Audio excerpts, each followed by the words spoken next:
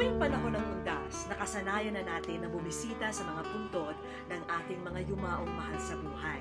Pero si Esmeralda, ito raw ang unang pagkakataon na masusulyapan ang puntod ng ina.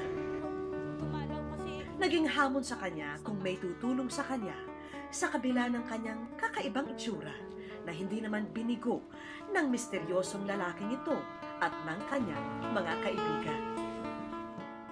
Nakilala namin ang magkakabarkadang sina Marvin, Eric, Andre at Micah. Pumunta kami kanina sa sementeryo dahil nandun ho nakalibing yung kaibigan ho namin.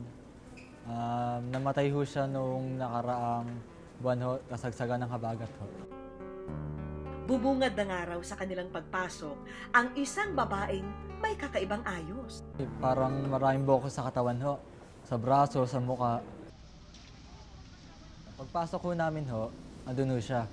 Tapos parang nagmamakaawa ho siya sa amin na ihatid ho namin siya. Sinabi niya ho sa amin na marami na daw pong taong siyang nilapitan kaso wala daw gusto tumulong sa kanya. Dahil daw siguro sa itsura niya daw ho. Kahit ano lang daw po siya, ihatid lang daw po sa punto ng mama niya kasi pagkapanganak ho sa kanya, namatay daw yung mama niya kaya di niya daw nakita po. Isa raw sa kanila ay nag-alangan kung tutulungan ba si Esmeralda. Pero si Marvin, mas nanaig sa kanya ang awa. Siyempre po sa una, nakakatakot yung itsura niya, tingnan. Pero pag nakita mo na siya, yung kwento niya, yung kinikwento niya, maaawa ka na rin, kaya matutulungan mo na rin siya. Hindi naman ho. Kasi nagmamakaawa na ho siya, tapos sinabi niya na ho na kaninang umaga pa daw ho siya doon na wala daw tumutulong sa kanya. Nung una ho mapapaisip ho na gano'n kasi lalo na sa kapanahunan ho ngayon, na usang mga modus na gano'n. Kaso, apat naman ho kami ho, ng mga kasama ko, tapos isa lang ho siya.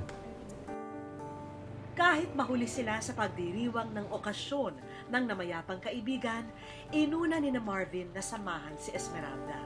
Medyo marami pong oras na, may napaming oras para pumunta sa kaibigan namin at sa celebration. Pero po sa isip namin na may oras pa naman, kaya tinulungan po pa namin.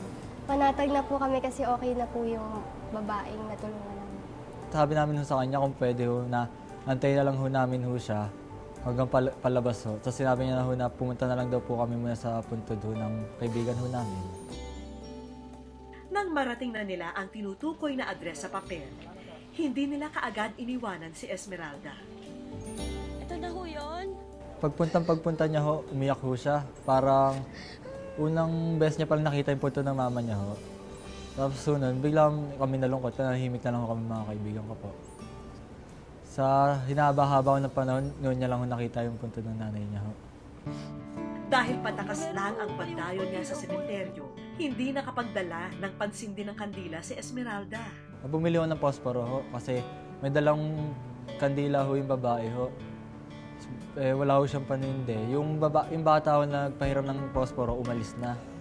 Kaya nung pagkaalis ho, bumili na lang ng posporo na para gagamitin rin namin sa kaibigan ko. Isang mensahe rin ang iniwan ni Marvin para sa nangungulilang si Esmeralda. So wala akong parating sa kanila na kahit ano pa mag-iitsura ho nila.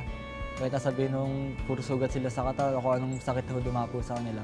Huwag sila mawalan ng pag-asa, tsaka hanggat maaari yung makihalubilo sila sa ibang tao po.